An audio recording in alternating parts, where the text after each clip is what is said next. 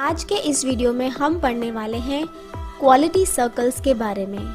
Quality circle employees का एक छोटा सा ग्रुप होता है। छोटा यानी कि 8 से 10 एम्प्लॉयज़, ज़्यादा नहीं, ये जितना छोटा हो उतना अच्छा। ये एम्प्लॉयज़ एक ही डिपार्टमेंट या एक ही वर्किंग एरिया के होते हैं, यानी कि हर डिपार्टमेंट या सेम एरिया में वर्क करने वाले एम्प्लॉयज़ अपना अपना छोटा छोटा ग्रुप बना लेते हैं। इसमें मेंबरशिप वॉलंटरी है, यानी कि अपनी मर्जी से जो आना चाहता है वही आएगा, कोई किसी को ज़बरदस्ती इसमें इन्वॉल्व नहीं करता। इसमें ये ग्रुप बना के सारे एम्प्लॉयज़ मीटिंग करते हैं रेगुलरली, और मीटिंग में उनके प्रोडक्शन में आने वाली प्रॉब्लम्स पे डिस्कस करके उसका सोल्यूशन निकालने की कोशिश करते हैं। इस क्यूसी का बेसिक ऑब्जेक्टिव होता है कि प्रोडक्ट और प्रोडक्शन की क्वालिटी इम्प्रूव कैसे की जाए या बेहतर से बेहतरीन कैसे बनाई जाए। इसकी शुरुआत जापान में हुई थी 1962 में। जापान की Nippon wireless and Telegram company ने इसकी पहली बार शुरुआत की थी और 1980s में ये वर्ल्ड वाइड फेमस हुआ था। अब अगर क्यूसी आपकी कंपनी में है तो उससे फ़ायदा क्या? सबसे पहला फ़ायदा कि क्वालिटी आपकी कंपनी की बेहतर से बेहतरीन होएगी, प्रोडक्शन और प्रोडक्ट दोनों ही की क्वालिटी अच्छी हो जाएगी। ये उसका बेसिक और सबसे बड़ा फ़ायदा है। मिलजुल कर एम्प्लॉय काम करते हैं तो टीम स्पिरिट भी डेवलप करेगा एम्प्लॉयज़ के बीच में। एम्प्लॉयज़ अब ज़्यादा मोटिवेशन के साथ काम करेंगे। मैनेजमेंट अगर इसमें सपोर्ट करे तो वो कई बार एम्प्लॉयज़ को ट्रेनिंग देता है और ट्रेनिंग से उन एम्प्लॉयज़ का ही स्किल डेवलप होता है। हर क्यूसी का एक लीडर होता है और इससे उसमें लीडरशिप क्वालिटीज़ भी डेवलप होती हैं। बॉटम लेवल का एम्प्लॉय को भी डिसीजन या सजेशंस लेने के लिए बुलाया जाता है। इससे वो मोटिवेटेड रहता है और उसे खुशी मिलती है कि उससे भी किसी ने कुछ पूछा। इसमें प्रॉब्लम्स पे जब वो डिस्कस करते हैं तो इस पे भी डिस्कशन होता है कि वेस्टेज कैसे कम किया जाए। तो क्वालिटी सर्कल की वजह से वेस्टेज कम होता है। एम्प्लॉयज़ अब मशीन और चीज़ों को अच्छी से हैंडल करते हैं, एक्सीडेंट्स नहीं होंगे काम के दौरान और अल्टीमेटली इससे कॉस्ट रिड्यूस होगा। अब देखते हैं एसेंशियल रिक्वायरमेंट्स या प्रॉब्लम्स ऑफ क्यूसी, यानी कि क्यूसी के कुछ प्रॉब्लम्स भी हैं और अगर ये चीज़ें हों तो क्यूसी सक्सेसफुल होगा, वरना वो फेल हो जाता है। जिसमें सबसे पहला है मैनेजमेंट सपोर्ट। मैनेजमेंट अगर सपोर्ट करे तो ही क्यूसी सक्सेसफुल होगा, वरना ये फेल हो जाएगा। इसकी मेंबरशिप वॉलंटरी है, कोई किसी को ज़ोर ज़बरदस्ती करके इसका मेंबर नहीं बनाता, अपनी मर्जी से जिसे ज्वाइन करना हो वो करते हैं। यह एक बहुत ही छोटा ग्रुप होता है और होना भी चाहिए।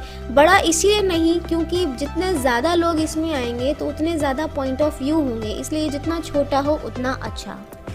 अब डेवलप्ड कंट्रीज़ के तो वर्कर्स भी एजुकेटेड होते हैं, लेकिन डेवलपिंग और अंडर डेवलप्ड कंट्रीज़ के वर्कर्स इतने डेवलप्ड नहीं होते कि वो आए और डिसीजन ले अपने बलबूते पे। वर्कर अगर पॉजिटिव एटीट्यूड वाला है तो क्यूसी सक्सेसफुल होगा, लेकिन अगर ज़्यादातर वर्कर्स नेगेटिव एटीट्यूड वाले हैं तो कोई क्यूसी ज्वाइन ही नहीं करेगा और अल्टीमेटली वो फेल हो जाएगा। मैनेजमेंट का सपोर्ट इसमें बहुत ज़रूरी है, क्योंकि मैनेजमेंट अगर सपोर्ट करेगा तो ही एम्प्लॉयज़ को ट्रेनिंग मिल पाएगी, वरना क्यूसी एक फेलियर साबित होगा। हर क्यूसी का एक लीडर होता है।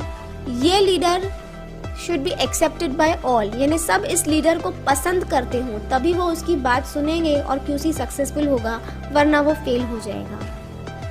क्यूसी में कम्युनिकेशन होना चाहिए। क्यूसी में मीटिंग के दौरान या मीटिंग के अंत में जो भी सजेशंस आते हैं वो मैनेजमेंट तक पहुंचने चाहिए। आप सजेशंस करो, सोचो, लेकिन मैनेजमेंट तक पहुंचेगी नहीं बात तो क्यूसी फेल हो जाएगा। अब बेसिक मैनेजमेंट वाले जानते हैं कि टॉप लेवल, मिडिल लेवल और बॉटम लेवल 3 लेवल के एम्प्लॉयज़ हैं। क्यूसी बॉटम लेवल के एम्प्लॉय का काम है, वो जो भी सजेशंस कर रहे हैं वो टॉप मैनेजमेंट तक कम्युनिकेट होने चाहिए।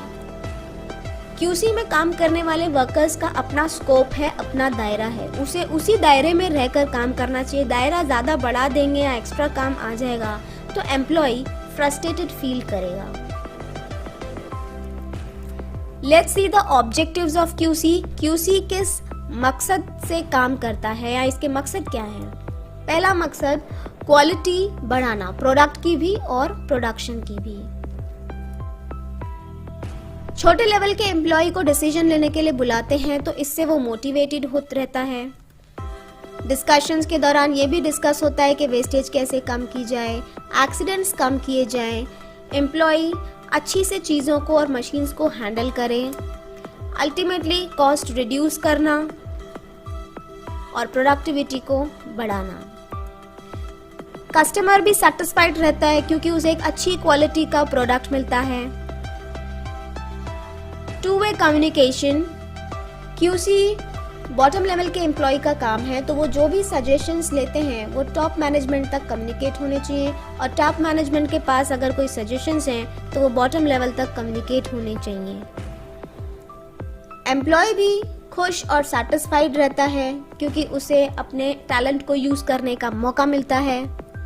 अब कोई एम्प्लॉय, क्योंकि सब एम्प्लॉयज खुश रहते हैं तो कोई एब्सेंट नहीं होगा, कोई कंपनी छोड़ के नहीं जाएगा, लेबर टर्नओवर रेट कम हो और अगर किसी एम्प्लॉय को कोई कंप्लेन हो तो वो भी क्यूसी में सॉल्व कर दी जाती है। Organisational structure of QC, quality circle के 5 लेवल का स्ट्रक्चर है जिसमें सबसे नीचे आते हैं members, leaders, coordinators, then comes steering committee and last is the top level management.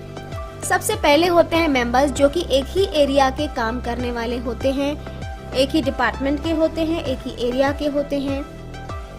ये इनका मेंबरशिप वॉलंटरी होता है, यानी कोई जोर ज़बरदस्ती नहीं है, ये अपनी मर्जी से, अपनी खुशी से इस क्यूसी को ज्वाइन करते हैं। अब इन्हीं में से मेंबर्स में से एक बन जाता है उनका लीडर जो कि उनके काम को सुपरवाइज करता है।